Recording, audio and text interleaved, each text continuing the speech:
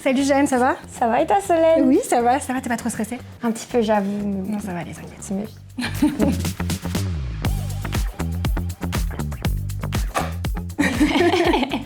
Alors moi je m'appelle Solène, j'ai 28 ans et je suis diplômée depuis 2022 du bachelier en relations publiques. Moi c'est Jeanne, j'ai 18 ans et je suis une élève de relations publiques en bac 1 à l'AELA de Montigny-sur-Seine.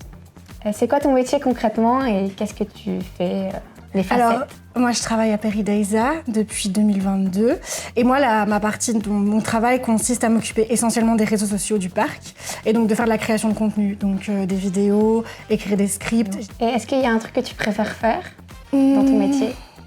Je dirais la création. Ouais, c'est quand on a un projet tous ensemble, notamment par exemple les publicités ou le projet Edenia quand on a dû créer des vidéos. C'était vraiment ce côté-là, toute cette réflexion, cette création, qu'est-ce qu'on va faire, comment, les caméras, où ça, tout ça j'aime bien. C'est quoi le projet le plus chouette, le plus ludique où tu t'es vraiment amusée à 100%?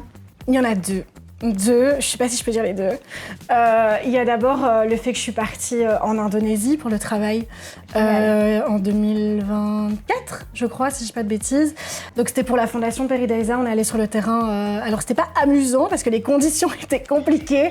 On n'était pas dans un hôtel, c'était vraiment dans la jungle avec les scientifiques, les animaux et tout, mais c'était à refaire, je le ferai 1000 fois, c'était hyper chouette et enrichissant. Et ensuite, je dirais d'avoir fait 3 nuits blanches pour faire un reportage sur la naissance d'un petit éléphant. C'était très émouvant. J'ai pas dormi pendant 3 jours, mais encore une fois, si c'était à refaire, je le referais. Est-ce qu'il y a un cours qui t'a vraiment marqué à te dire je m'en souviendrai toute? Je me souviens que j'ai beaucoup aimé le cours de marketing, même si en fait sur le moment c'était difficile, mais avec le recul c'est vraiment un cours dont parfois je me sers encore, dans la terminologie, etc., les termes qu'on apprend. Et d'ailleurs je trouve que ce serait même intéressant d'aller encore plus loin dans ce cours-là. Je dirais aussi, moi j'écris énormément, donc je dirais aussi le cours d'orthographe malgré tout, parce que j'aime beaucoup ça.